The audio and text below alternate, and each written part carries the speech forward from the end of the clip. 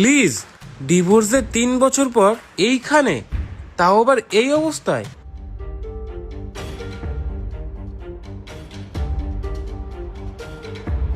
Lease, lease তুমি এখানে, তাও এইরকম অবস্থায়? অনেক, তুমি এখানে? তুমি আমাকে ঠকাচ্ছ তাই না? তোমার অন্য কারোর সাথে চক্কর আছে? হ্যাঁ, আমার অন্য কারোর সাথে চক্কর আছে, আর আমি তোমাকে ডিভোর্সও দেব আর তোমার কাছ থেকে অ্যালুমিনিয়াম নেব। ঠিক আছে, আমি দিয়ে দেবো তোমাকে ডিভোর্স, কিন্তু একটা কথা বলো তো, তুমি কি আমাকে বিয়েটা টাকার জন্য করেছিলে? হ্যাঁ, শুনতে হয়তো একটু খারাপ লাগবে, কিন্তু এটাই সত্যি যে আমি তোমাকে বিয়ে করেছিলাম শুধু টাকার জন্য। আর এবার তো আমার কাজটা হয়েও গেছে, এবার আমি তোমাকে ডিভোর্স দেব আর টাকাও নেব। আর হ্যাঁ, ডিভোর্স দিলে তো তোমাকে টাকা দিতেই হবে। তো তার মানে তুমি এতদিন আমার সাথে ভালোবাসা নাটক করছিলে?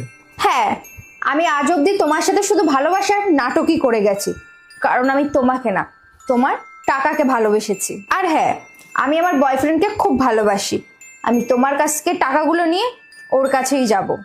প্লিজ, আমি তো কখনো ভাবিনি তুমি ভালোবাসাটা নিয়ে নাটক করবে, আর তুমি তো আমাদের সম্পর্কটা নিয়ে পুরো ছেলে খেলা করলি। ঠিক আছে ছাড়ো, তুমি বলো তোমার কত টাকা লাগবে, তুমি যত টাকা বলবে আমি তোমায় তত টাকাই দেবো।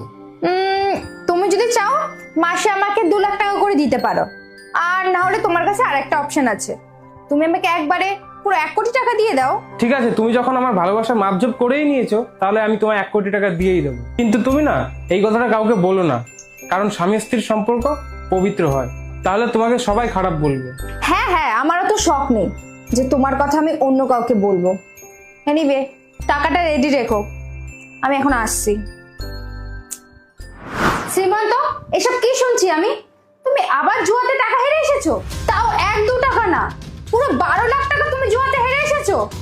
তুমি এভাবে আমার টাকাগুলো নষ্ট করছো জুয়া খেলে খেলে। চুপ, আমার ইচ্ছা আমি কি করব না করব, তোর কাছে পারমিশন নেবো নাকি? তুই আমাকে বলবি আমি কি করব আর না করব? হ্যাঁ, আমি বলে দেবো, কারণ তুমি এই যেসব টাকাগুলো ওড়াচ্ছো, যেই টাকা এই ফুটানি করছো না, সেই টাকাগুলো সব আমার, আর আমি আমার টাকা এভাবে নষ্ট করতে ওড়াতে দেব না। চলো ওঠো এখান থেকে, এবার ওঠো।